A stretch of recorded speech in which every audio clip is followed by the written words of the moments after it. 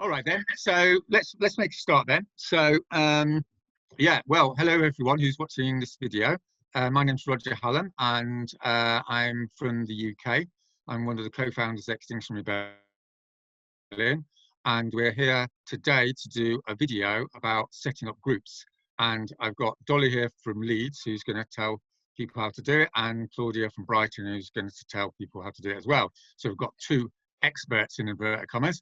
And I think if people don't know, I did do a sort of initial video about mass mobilisation, or the general principles of setting up groups and expanding the XR movements. And the second video then is a little bit of a, there's a number of them. I'm doing setting up groups, and then I think, all being well, there'll be one about groups doing mobilisation activities once they've been set up. And maybe there'll be one or two more, I'm not quite sure. But we're just seeing how it goes. And the idea is to ask people actually doing things. So this is something that's added on top of, various paperwork or, documents that you can read. And I think if all goes well, Jamie, who's helping us to do this video, is going to put on some information about who to contact and where you can find out more and what have you. Now, obviously, we're mainly talking about the UK here because we're all from the UK, and I expect this may be mainly going to people in the United Kingdom, but in XRs all around the world. So if you're watching from another country, some of this might be applicable to your situation and may not, but obviously you can just take what you wish from it. And as I say, we might do more videos or there'll be more documentation. All right. So I'm just going to say a little bit about this mass mobilisation idea. So mass mobilisation is basically just a fancy word for saying getting lots of people into groups and setting up new Extinction Rebellion groups, and how to do that effectively. And as I'm sure people know, Extinction Rebellion has been going now for getting on for, I don't know, about a year and a half or something. And we've set up lots of groups around the world. So it's not like we don't know how to do it. The idea behind mass mobilisation is to take the best practice, the way that people have done it around the world who've been really good at it, and take the ways that they've done that and try and put those together so that as we set more groups up and expand the movement, we can do it in a better way. And it's more empowering and enjoyable, and just get more bang for our buck, if that's the right word. Probably not, but anyway. All right, so I'm going to introduce Dolly and Claudia, and then we'll just trundle through, really. It's going to be quite a relaxed video. We're not going to pretend that, we're covering all the bases. It's more just to get a human idea of what it actually involves, because I think a lot of people read documents and then it's still quite scary. Well, presumably if you actually meet someone that's done it lots of times, the idea is, people go, well, I could do that as well. All right, so yeah, I'll go to Dolly first, who's in the mass mobilisation group, as it were, in the UK. So you're from Leeds, so tell us a bit about yourself, Dolly. Where are you from and what's your background? I'm Dolly, I'm from Leeds. I live in Bradford now. Spent the last 20 years working in education as a teacher, most recently a primary school teacher. Got a 23-year-old daughter. Been involved with Extinction Rebellion since April last year, when I went down to London to see what was going on, and just ended up getting very quickly very involved. And I've been working with the mass mobilisation team since the beginning of this year, helping to support new groups and helping set up new groups. Yeah, that's me. Great. And how did you sort of come to the decision that you wanted to do this full time? I mean, was that difficult, or how did that happen? I think, yeah, once I got involved in Extinction Rebellion, I just ended up feeling like a little bit of a hypocrite, really, working in a school and teaching children things that were not necessarily very relevant for the future that they were going to have. So over the last year, I've kind of cut back on expenditure and cut back on hours that I've been putting into paid work, and just gradually increased my hours working for XR. until now I'm doing it, yeah, every hour, every waking hour. Extra full time, yes, I know that feeling. Yeah, great. All right, well, that is fantastic work you're doing. I work with you quite a lot, don't I? So yeah, so we're going to hear some good information from you, I think. So that's great. So Claudia, yeah, I know you quite well as well, from Brighton area. So again, what's your background, if you can tell people, and you know, how did you make this journey to being on the video today on Grexar and what have you? Hi, yeah, well, I've been kind of worrying about the planet and the way that we've been going and the state of how we treat it, but particularly the climate, but also the ecological breakdown, the biodiversity loss that we're experiencing, and that's kind of crept up on me. I've basically, well, I've had a really busy life. I've got 5 kids. I've always had businesses. I feel like I've kind of, in a way, I'm kind of paying back for the kind of past plastic tap that I've touted in a way of making money and business. I felt really just more and more concerned about how things were going. The news about the ice caps, the news about temperatures rising, all of these things are really concerning. I worry about my kids and what future they're going to have. And I saw Extinction Rebellion making their first sort of actions, which were the blocking of the bridges in London in October 2 years ago, in 2018, and I kind of really felt like this incredible calling for me to have to be there. Didn't actually make it that day because one of my sons was coming and I hadn't seen him for a couple of months. But I made it down in November for the funeral for the planet that happened, and I haven't really looked back since then. I met incredible people. I came back determined to set up a group in Brighton, but actually there was a group already with about 3 or 4 people in it, and that's grown to something huge, like 7,500 on Facebook in the last year and a half. And I just got really involved with trying to make it just really resonate with other people the way it does with me. And I mean, obviously that's working. There's still lots to do. So yeah, it's been quite a journey, I have to say. Yeah, it's pretty life transforming, isn't it? Once you get involved in all this. So I haven't really stopped for about a year and a half, I think now, for one reason. So I certainly know how that feels. So one thing I think I need to mention, we're doing this video on the 4th of April, I think it is today, 2020, just in case you watch it in 5 years' time. But and we're in the middle of this terrible coronavirus situation. So I've done 1 or 2 videos, but I think it's really important to acknowledge before we go on how terrible this is of so many people, you know, in this country and obviously around the world. And also it's creating a lot of confusion, I suppose, around what we should be doing as Extinction Rebellion, what's appropriate and what's not appropriate, and how we communicate the message sensitively, and how we also maintain our insistence that, you know, the climate emergency is here, it's not going to go away, and we still need to be telling people about it, as is our civic duty, I suppose.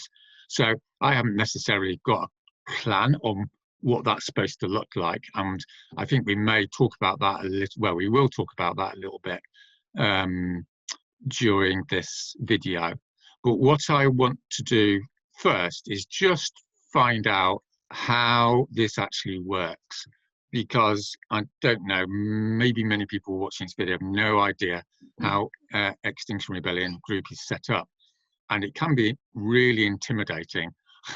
I know myself, when I started doing it, there was just, you know, about 20 people in Extinction Rebellion, so it was a bit embarrassing in a way, because, you know, we had this great idea of rebelling against the British government, and we were going around the UK telling people, and it all seemed a little bit silly. Obviously now it's a lot bigger. But I worked with a guy called Robin, and we just decided we were going to go around the main cities in the UK and the main towns, and we just split them up. And I said, right, I'm going to go and do Nottingham, and then I'm going to go and do, you know, Sheffield or whatever. And off we went. And I just basically contacted a few people I knew in those places and said, look, I want to do a talk heading for extinction and what to do about it, you know, can you spread it around a little bit? And that's what we did. And I remember going to Nottingham actually, and I think my friend was going to bring a whole load of his mates along, and I arrived there about 2-hour train journey, and we were like, him and one other person. So at that point I was thinking this probably isn't going to happen, but you know, there's a great sort of moral here is to persist. So you know, I did this talk and the other person was really impressed, and they said, oh, you know, come back again in 3 weeks and we'll do it again. And you know, we went back 3 weeks later, and I think there were about 20 people or something, and then off it went. And there was, you know, as Claudia and Dolly are saying now, there's like thousands of people in groups in the UK, at least on social media. So I think that's the first moral of the tale, is you do have to persist, because this message, as far as I can see, is relevant to all sorts of people all around the world. So any, you know, every average town around the world should be open to what's actually happening to the planet and what have you. So that's my little, you know, that's my mini testimony. So I'm going to pass this over to you, Dolly. Just say first of all, because you've been working full time in this mobilisation team in the UK. So just say first of all, you know, how does that work? You're in a little team, you know, do you meet? What do you do? You know, how do you organise yourselves? Maybe say a little bit about that, and then we'll go on to the nuts and bolts of how you know, set up 10 groups in a week or whatever you do. Yeah, Dolly. Oh my goodness, I feel on the spot now. How do we do what we do? Well, me and my team are kind of arranged regionally. At the moment, I'm working predominantly in the Midlands region. So basically, a lot of what we were doing in the beginning of the project was setting up trainings so we could support groups in mobilising people that were presently in their group, to mobilise new people, to reach out and grow the movement using a number of different methods. A lot of people have come to me that are currently members of groups who are interested in starting up their own group. A lot of these are people that are travelling kind of longer distances to get to meetings. So a lot of what I've been doing is helping to support those people in setting up their own groups. You're saying that a lot of this has happened through just individuals contacting you who've got quite a long way to go, and I think it's that sort of situation, isn't it, where people are just going, well, why can't I set up a group, but they need some encouragement. So just lead us through in some detail really how that works, because it'd be useful to know. So before the coronavirus and the quarantine, the kind of way we went about it was to talk to the person that was interested in setting up a new local group, helping them to, or supporting them to set up a Facebook page, helping them to contact local rebels that were already signed up in the area as being interested in the rebellion, contacting talks and trainings and organising a venue for a Heading for Extinction talk, and then ringing around rebels in the local area, inviting them to come along, then using social media to message the people that were interested in coming to the talk, to tell them that there was going to be cake, to make them more likely to come along to the talk.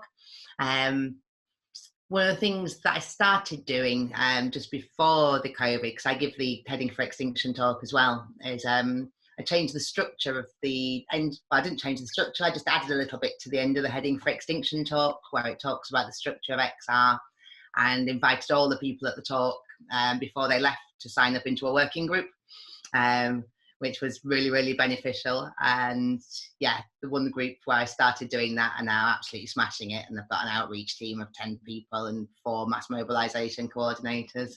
I've lost my thread of talk completely. I don't know what I've been saying.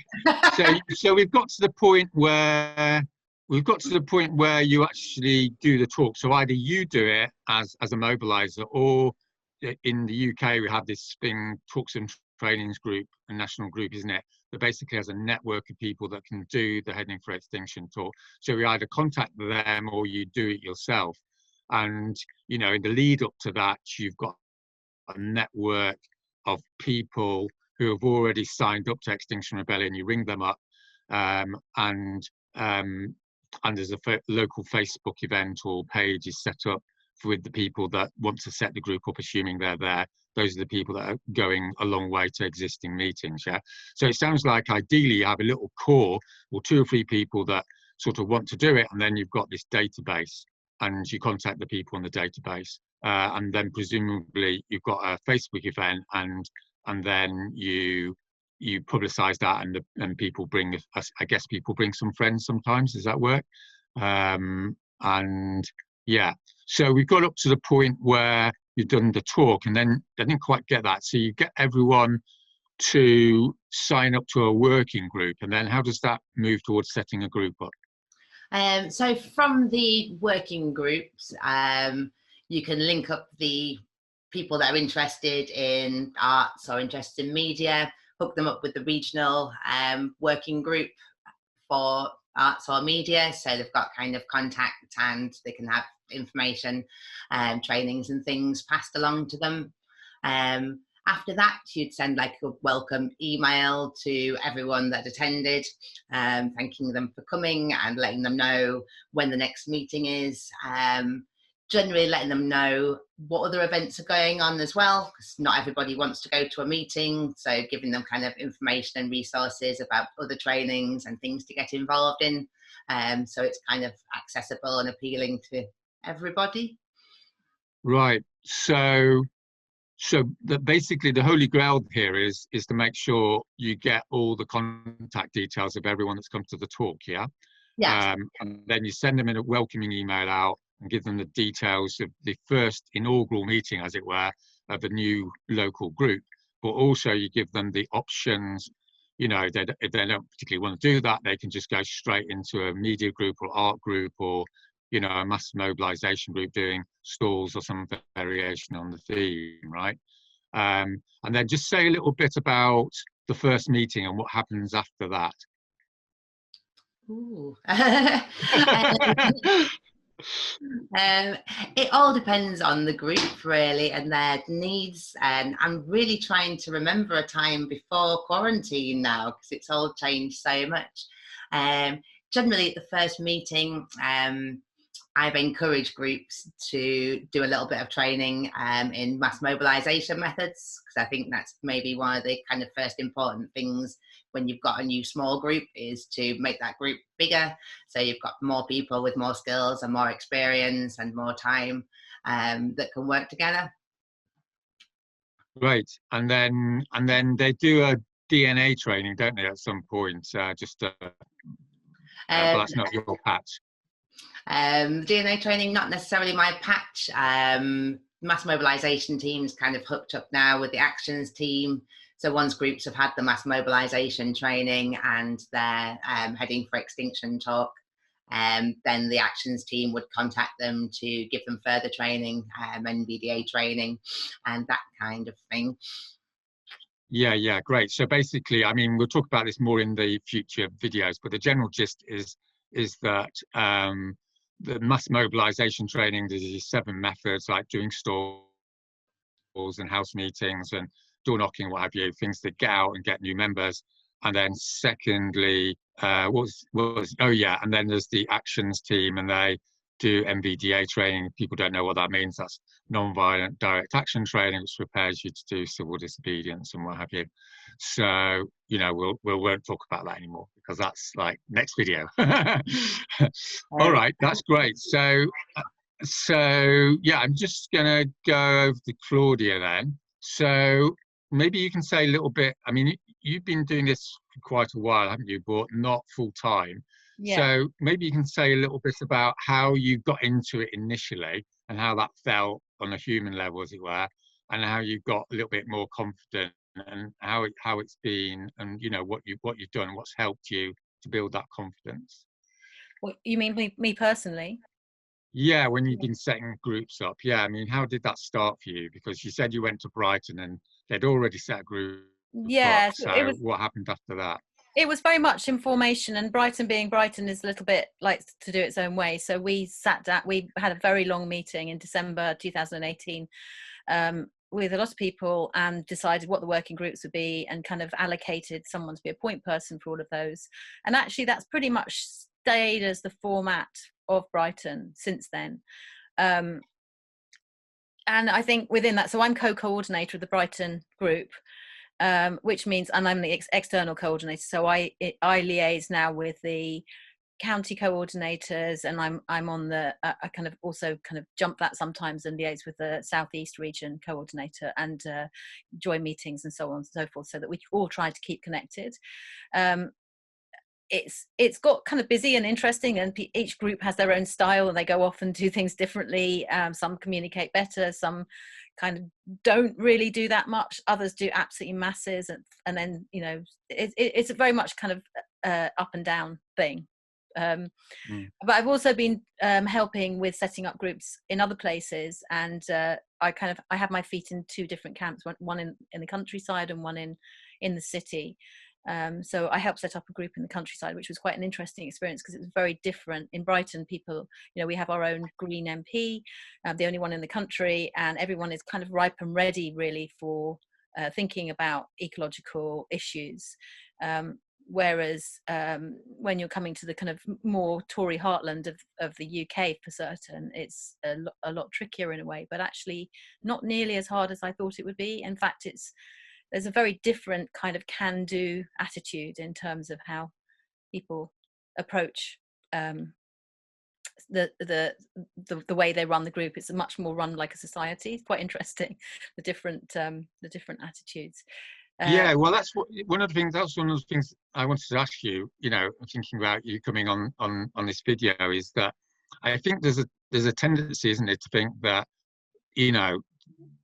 what's happening with the climate crisis is still just an environmental issue, and it just appeals to the usual suspects, as it were, or urban, radical areas of the country, for want of a better word.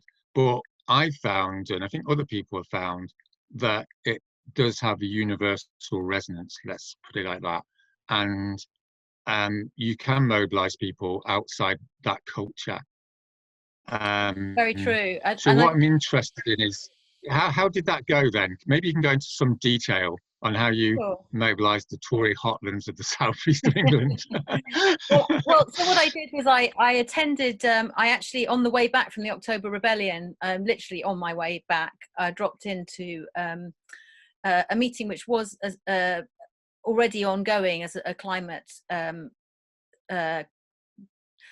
a sort of, I don't know what you call it, like a sort of it's just a village hall, and people had got together to talk about the climate, and there were a lot of people in their 60s, 70s, even 80s there, a lot of people with a lot of concern about this, but a lot of focus on things like recycling and in a way the smaller issues rather than the bigger issues. Anyway, I ended up talking to somebody at that meeting, and I'd already given a talk in the very small village, which had been really well attended, but slight resistance about the idea of Extinction Rebellion's methods, and I hadn't really refined how to kind of tackle that. So we ended up, I ended up liaising with someone locally within the community who really was kind of ready. She was very fed up with the fact that they'd been doing stuff around this for the 30 years and nothing had actually happened and nobody had been listening, and very, very open to recognising that Extinction Rebellion had made more progress in a year than a lot of them had done in 30. So we set up, with only a week's notice, actually, she managed to get a village hall, and we went round the village. It was a town, but it is actually technically a village, quite a large one, putting posters in most of the shop windows, giving out leaflets. She had the brilliant idea of going to the newsagents and asking to put leaflets in all of the newspapers, which then got delivered to all the local outlying villages as well. And we booked the hall, and about 60 people came. It's not bad attendance at all, actually. I gave a talk because I'm trained heading for Extinction speaker, and one of the things that I do when I do give a speakers, I do vary it. I know you're not really supposed to, but you know, hey, we're rebels, so I do. And I always make it really personal to the area. So I talk about how the climate is impacting them there, and where we are in West Sussex, there's been a lot of flooding, and we've got a lot of problems with deer who've really become very like, they're herds of hundreds of them, and they kind of eat everything pretty much. A symptom of climate change, and there's nothing, you know, they survive the warmer wind much better. So I use those things as well, and also I do give quite a hard-hitting speech, a little bit harder than the one that you're supposed to. And then at the end of it, what I did was well, there was a lot of tea and cakes, which I think does work as well. Important tea and cakes, not provided by me, but by the person who was setting it up, because that's how they do things.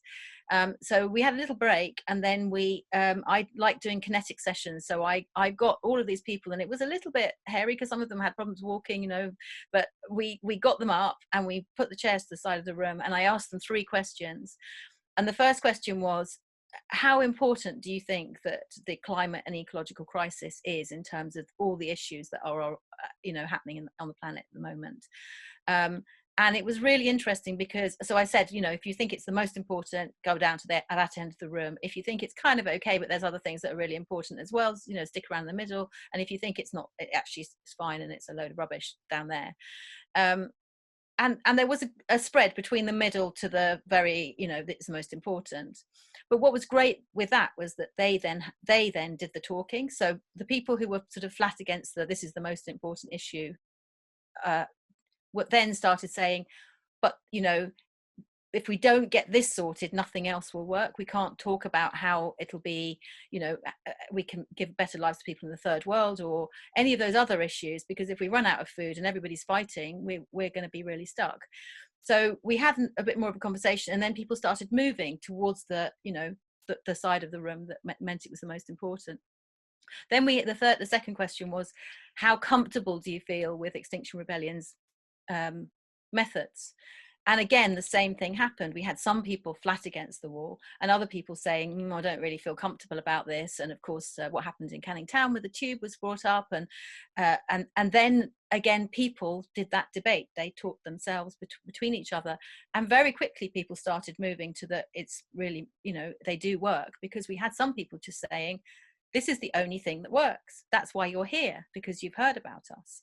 And so although we have to be careful in terms of how we do it, and it's important to say a lot of people weren't that happy about what happened with the tubes, nevertheless, we are talking about it, and that's, you know, better than what's happened up to now. And then my third question was, who here would like to start up a group in this village? And again, pretty much all, I think only 2 or 3 didn't join that, came and said they would like to do that. And then we went on with the tea and cakes and sat down and held people's assembly. And so that means breaking people up into groups of about 8 to 10 people at different tables, each with a person who's facilitating, another person taking notes. And they were given the question of what's the first thing you would like to focus on in your group? And they had a whole debate about this, and then they fed it back, and that was used as the basis for the setting up of the group. And I have to say that group is so strong. They meet now with everything that's happening with the coronavirus, they're meeting twice a week. Still, before that, they were having a climate cafe every Monday afternoon in the local pub, and they've done so much stuff and been really organised. And through them, they've set up more groups more locally as well. So they've been doing that work, you know, in a way themselves, without me having to do too much. I kind of give them a bits of advice and stuff, but they've driven it. It's been amazing. Yeah, that sounds great. It's really interesting. And so have you done that with several groups? I mean, have you got a little bit of a feel for how to do that in areas which... Yeah, I think the really key thing is, I've seen with heading for Extinction talks, when they're given and then everybody just filters away feeling a bit fed up and sad and lonely, and you know, you ask them to sign a piece of paper but they don't. So I have done that now. Basically every time we do heading for Extinction talk, we'll do a kinetic session at the end of it. I think it's really important, because the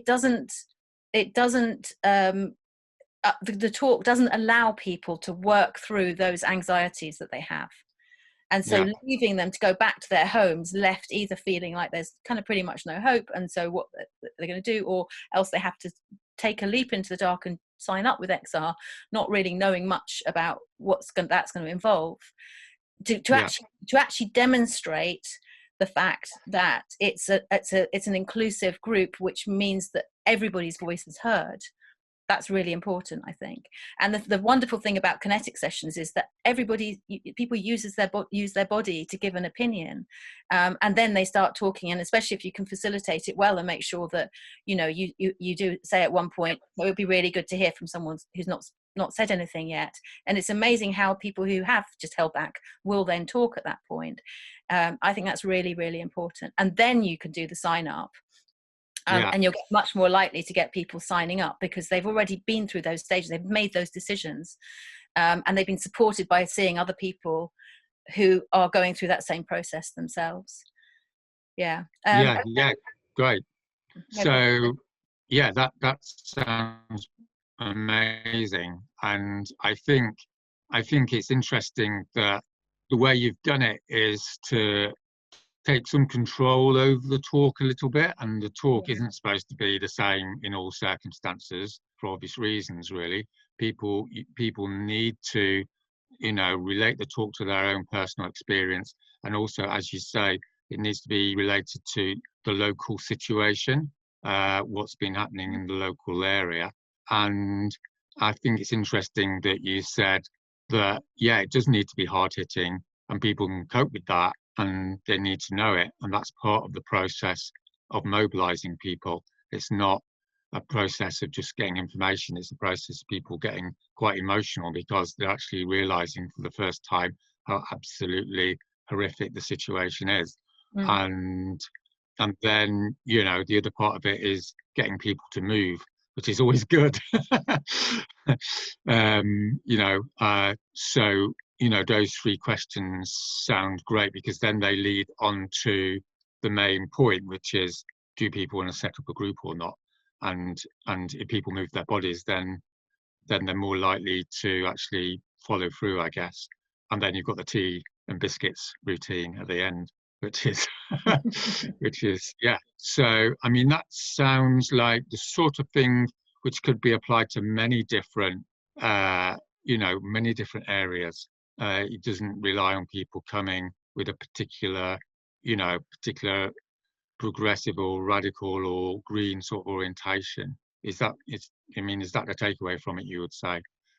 Yeah, absolutely. I mean, we've had people from so many different generations, different experiences, different classes, all sorts of stuff, and they all bring something different to it and a reason that they're there. So yes, for certain. And I mean, I've given talks to faith groups and union groups, and I always personalize it so that talk is for them, because I just think it makes it much more easy for them to relate it to their own situation. But yes, I mean, we have it's amazing. A lot of parish councillors came along to that particular one I was talking about, which is very interesting, and then they take that on into their parish, which is really interesting too.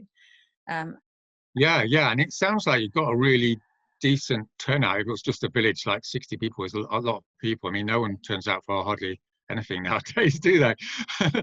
But it's useful to see how that happened, that you went leafleting beforehand, and this idea of putting things in the local paper and the newsagents, that sounds great, and posters in the windows, as well as what Dolly was saying about doing the social media side of things and phoning people up that are already on the list. So these different things can be used to varying extents depending upon the the particular situation, I guess.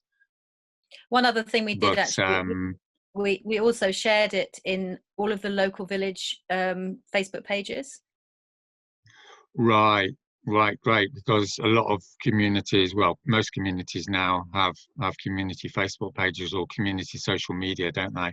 And this can be done on a sort of neighbourhood level as well. I think that's sort of quite often the case, isn't it? So particularly I think that's probably something that can be used to expand the group as well. Once you've got a whole bunch of people going, I'm in this local group, then they can go and get it on their own social media, I guess. So so that's great. brilliant. One other little thing. Yeah, Roger, anything sorry. else? Yeah, go on. A long time ago, I was talking to someone from St Albans, which is now a really strong group, and they were kind of worrying about whether it would be a suitable place to set up the group or not. And I spoke to someone I bumped into at training. I can't remember when it was, but it was absolutely yonks ago, well over a year ago. And I said, you can do something, and this is actually what's happened in Plumpton as well. If you do some little stunt, and it can be really, really simple, like maybe getting, I think you just need 16 people to make an Extinction Rebellion symbol on a field, and then get someone with a drone to take a picture of it, and then send that into your local newspaper. You'll get an article in the newspaper. Or in Plumpton, they've set up a really small XR group there. And what they did was they got everybody to go onto the hill when there was a Plumpton race course, when there was they had the races going on at Plumpton, and they went up on the hill all dressed in white, and then lay down and made the Extinction Rebellion symbol so that it was actually visible from the race course. And again, some little very simple stunt like that will get, and that you can use that to publicise a talk. Yeah, great. And so that could be used beforehand and presumably afterwards as well. Yeah. Depending on the situation. So yeah, it's a matter of thinking about little things that you can do which have big impact. And I guess like there's in various localities there's not a lot of really interesting things going on. So it's not like this anyway. Not Extinction Rebellion coming to town anyway. That's always going to cause a bit of a stir, isn't it? But yeah, okay. Well, that's really brilliant. So before we finish, I just want to, as I said, we're suddenly in this completely weird situation of, all being stuck in our houses. As I said, videos being made on the 4th of April in the UK as a lockdown and what have you. And it's been really interesting trying to work out how we can set groups up and help groups to grow and what have you online. And I think everyone around the world is trying to work out this at the moment and what it means to live through Zoom or whatever the social media online media are using. So interestingly enough, I think there seems to be some advantages to it. And Dolly was saying this before we start the video. So I'm just going to ask you both a little bit about this before we finish. And then I'm going to give a bit of information at the end about how people can take this further. Oh.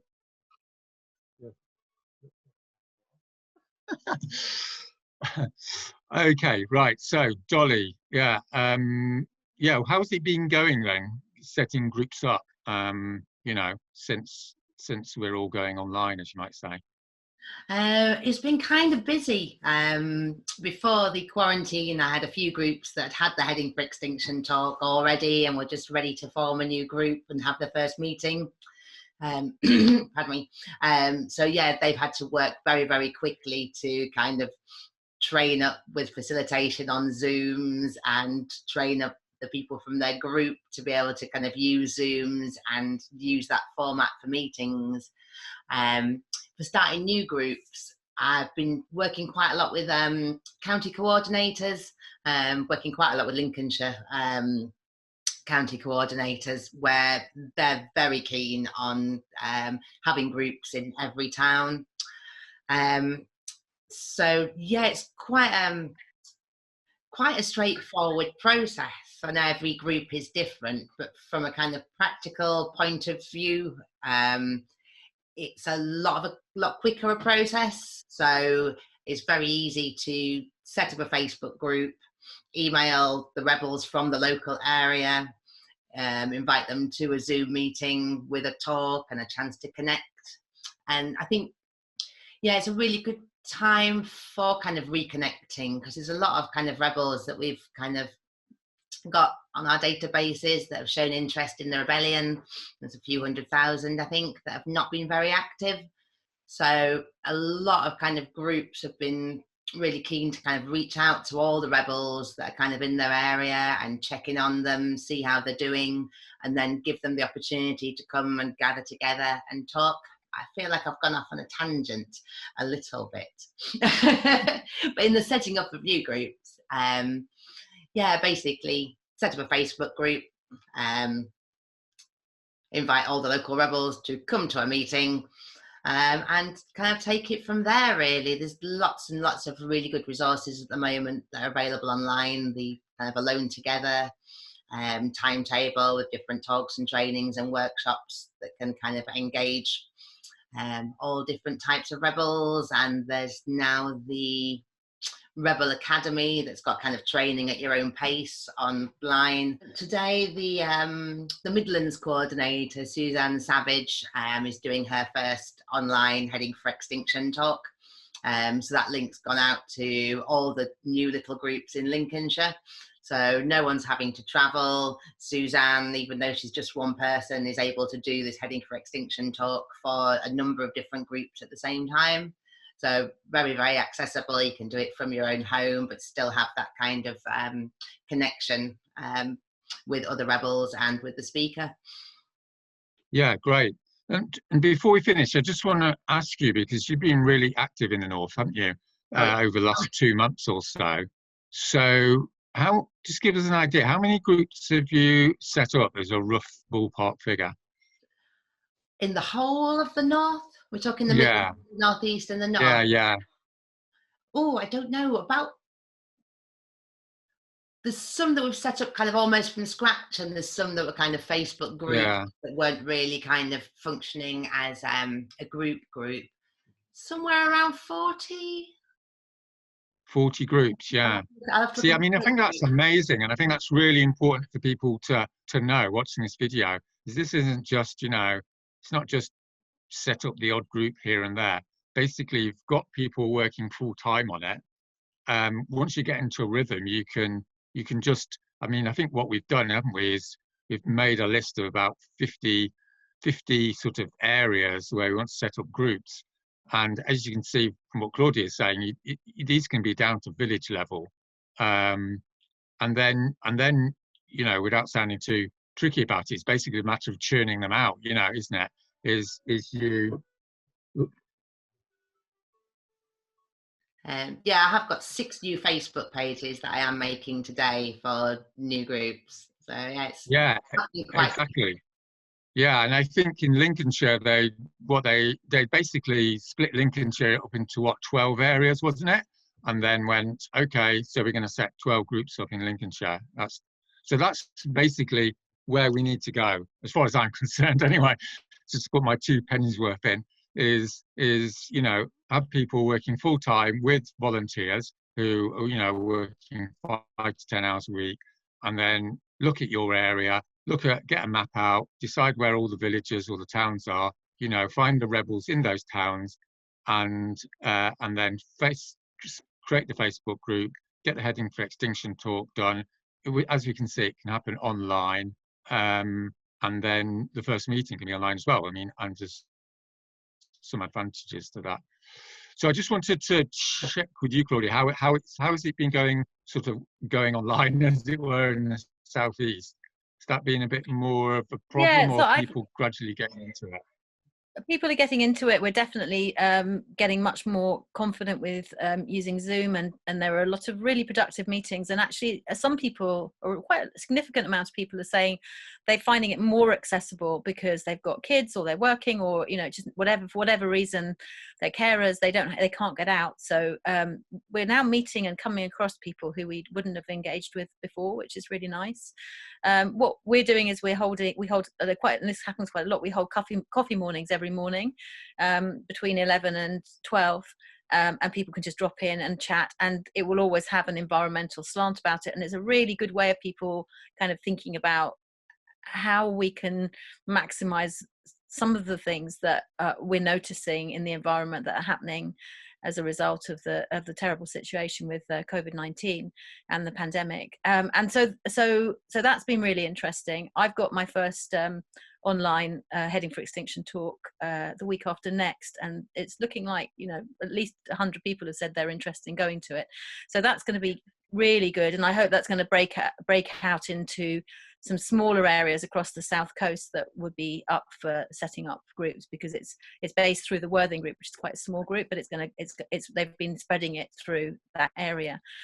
So I can report back on that when we've done it, and I think it will be. I will definitely try to see if we can do some breakout rooms as well at the end of the talk, and maybe get people discussing these different issues within it, because it's really important that people feel their voices are heard. So, and then of course make sure we capture people and see how we can take them on to do stuff in their local areas too.